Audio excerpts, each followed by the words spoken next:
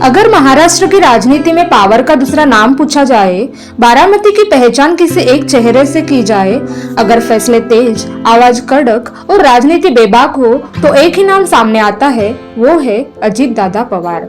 कुछ लोग उन्हें कुशल प्रशासक कहते हैं, कुछ लोग सख्त नेता, तो कुछ लोग उन्हें विवादों का दूसरा नाम कहते हैं। लेकिन सच्चाई ये है कि महाराष्ट्र की राजनीति अजित पवार के बिना अधूरी लगती है।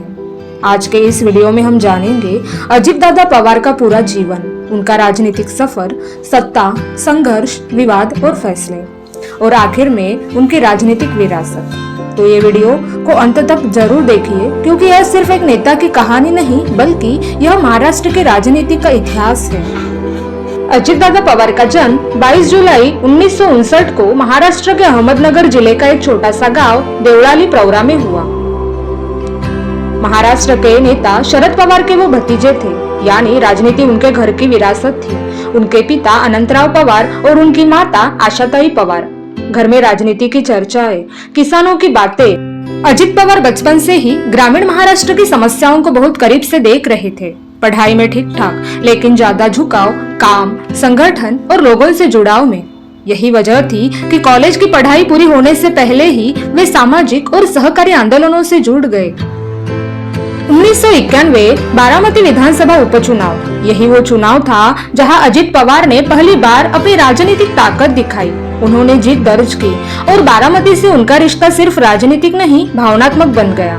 इसके बाद बारामती से लगातार जीत और दादा की पहचान मिली। अजित पवार सिर्फ विधायक नहीं रहे, वे सत्ता के केंद्र में पहुंचे।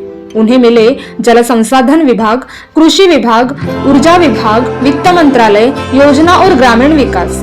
खासकर जल संसाधन मंत्री के रूप में उन्होंने कई बड़े सिंचाई प्रोजेक्ट शुरू किए।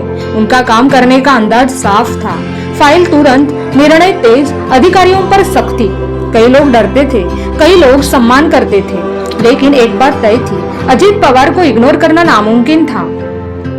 अजित पवार कई बार महाराष्ट्र के उप मुख्यमंत्री बने, अलग अलग सरकारें, अलग अलग गठबंधन, लेकिन अजित पवार हर बार सत्ता के अहम स्तंभ बने। कहा जाता था, सरकार कोई भी हो, अजित पवार बिना काम के नहीं बैठते। जहां सत्ता होती है वहां विवाद भी होते हैं। अजित पवार के जीवन में भी कई बड़े विवाद आए। सिंचाई परियोजनाओं पर आरोप, राजनीतिक बयानबाजी, विपक्ष के साथ तीखी भाषा। उनके एक बयान ने तो पूरे देश में बहस छेड़ दी थी। लेकिन अजित पवार पीछे हटने वालों में से नहीं थे। वे कहते थे, राजनीति फूलों का बगीचा नहीं है। अचानक एक खबर जिसने पूरे महाराष्ट्र को झकझोर कर दिया, एक विमान दुर्घटना, और अजित दादा पवार अब हमारे बीच नहीं रहे। राज्य में शोक, नेताओं की श्रद्धांजलि और जनता की आंखों में आंसू, और एक युग का अंत।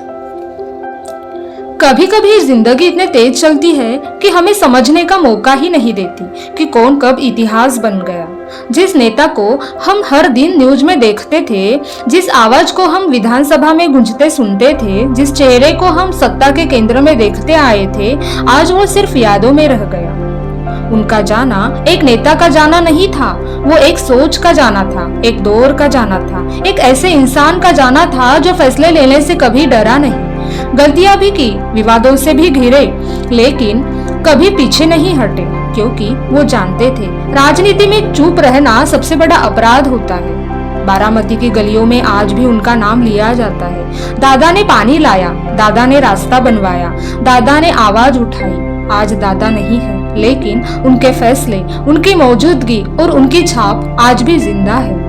कुछ नेता कुर्सी से पहचाने जाते हैं और कुछ नेता जमीन से। अजित पवार उन्हीं में से एक थे। वे सत्ता में रहे या नहीं, लेकिन महाराष्ट्र की राजनीति में वे हमेशा केंद्र में रहे। आज जब हम पीछे मुड़कर देखते हैं तो सवाल सिर्फ इतना नहीं है कि उन्होंने क्या पाया, सवाल ये है उन्होंने क्या छोड़ा।